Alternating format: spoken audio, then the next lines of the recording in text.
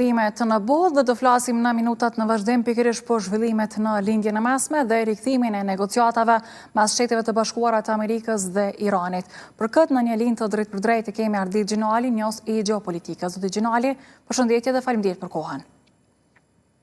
Përshëndetje, faleminderit për ftesën. Dhe zoti Gjinali, presidenti amerikan pra Donald Trump ka bërë të ditur se Shtetet e Bashkuara të Amerikës i ka nisur diskutimet konstruktive me Iranin dhe nuk është përjashtuar edhe mundësia e arritjes së një marrëveshje për t'i ulur tensionet. A është kjo një sinjal se një farforme paqja do të kthehet apo besoni se bëhet fjalë vetëm për një armë pushim të përkohshëm? Të gjitha ngjarjet në tërësi janë një proces i vazhdueshëm, përfshirë edhe këtë moment të armëpushimit, i cili është një armëpushim i përkohshëm. Jemi në një proces i cili vijon dhe siç kemi thënë edhe në radhët e shkuara, dhe mendoj që do të jemi në një përsëritje të ngjarjeve politike edhe në periudhën në vijim, kemi thjesht të bëjmë me segmente të caktuara kohore, të cilat variojnë nga momenti i sulmeve të ndërsjellta deri tek disa ndërprerje të cilat shpesh janë ose si iniciativë e Shtetit Bashkuara ose si nismë e palës iraniane. Kështu që të gjitha këto momente segmentare të përsëritura në të gjitha këto muaj janë dëshmi e faktit që patjetër konflikti vijon, armëpushimet janë të bëjshta, marrëveshjet janë të bëjshta, ka rrezik të përsëritjes së herpashershme të momenteve konfliktuale dhe patjetër që çështjet thelbësore vijojnë që të mbeten aty. Dhe këtu i referohen patjetër çështjes së momentit shumë të rëndësishme që është çështja e Hormuzit, njëjtë çështje edhe për sa i takon pasurimit të uraniumit. Unë mendoj që taktika politike amerikane për sa i takon këtyre armëpushimeve të herpashershme ka të bëjë pikërisht me momentin e një çoroditje politike të palës iraniane me të gjitha të gardës revolucionare si pjesa më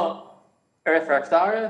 e regjimit të Iranit dhe pjesa në të cilën mbizotron pushtetin në strukturën e regjimit dhe njëkohësisht që ka interesin më të madh politik për vijimin e konfliktit. Dhe pikërisht duke pasur parasysh këtë fakt, her pas here Shtetet e Bashkuara zhvillojnë taktika të caktuara, të cilat kanë të bëjnë pikërisht me ndërprerje të propozuara të sulmeve, pikërisht për të shkaktuar këtë çoroditje politike, por njëkohësisht edhe ushtarake të një pale e cila në fund të ditës ka objektivin kryesor vijimin e konfliktit dhe njëkohësisht përdorimin e ngushticës së Hormuzit si aseti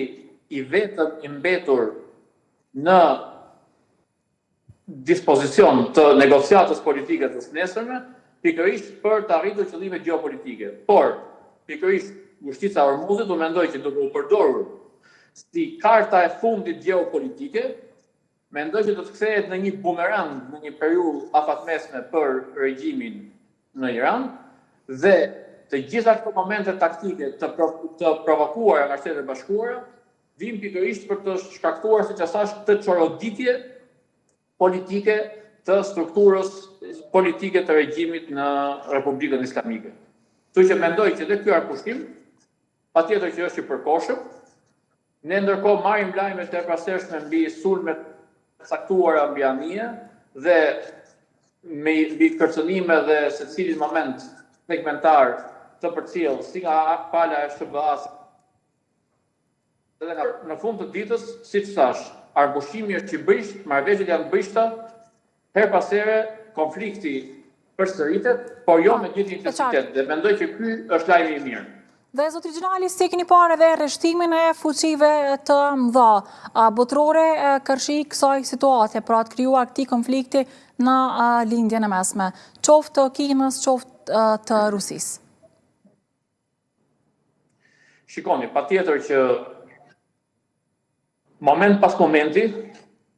po vërejmë një formostim të hapashapshëm të secilës palë krah palës tjetër. Patjetër që shohim që dhe Rusia nga një anë, edhe Kina nga ana tjetër, përtej shkallës së kufizuar në të përcjelljes publike të mbështetjes, patjetër që përbëjnë një trekëndësh politik i cili është në koherencë me njëri tjetrin dhe që në fund ditës Patjetër që ky takëm është ka dy bënjët. Nga njëra anë Federatë Ruse, nga ana tjetër Republika Islamike e Iranit, dhe patjetër dhe Kina, e cila qëndron në një pozitë më të baralarguar, por patjetër që në mënyrë segmentare i ku i intereson vijimi i kursit konfliktit, nga ana tjetër patjetër që kërkon edhe relaksimin e gjendjes, të gjitha për shkak të realitetit në ngushticën e Hormuzit, një moment në të cilin patjetër që Kina son edhe kostot e saj politike si rezultati i situatës së acaruar në Hormuz. Kështu që këto tre shtete, këto tre fuqi, Kina, Rusia dhe Irani, patjetër që i bashkon kundërshtimi ndaj Shtetit Bashkuar të Amerikës dhe Aleancës Perëndimore, por patjetër që secili prej tre aktorëve bart interesa të ndryshme individuale politike përtej koherencës që ata kanë për sa i takon kundërshtisë ndaj SBA-s dhe Aleancës Perëndimore në tërësi. Dhe zotëri Xhenali, po. Kështu që mendoj që pikërisht nga kemi happasapi formësimin e dy fronteve, e dy panoramave, ku nga njëra kemi rezultatet dhe shumë shka që u tha pas Aleancës së Atlantikut të Veriut në Ankara, dhe nga ana tjetër kemi patjetër dhe angazhimin e Rusisë, Kinës dhe Iranit në njëjtën linjë, ku dhe dy konfliktet përkatësisht, konflikti Rusi-Ukrainë dhe konflikti nga ana tjetër Iran, Izrael, patjetër që në disa momente po ndërlidhen me njëri tjetrin përtej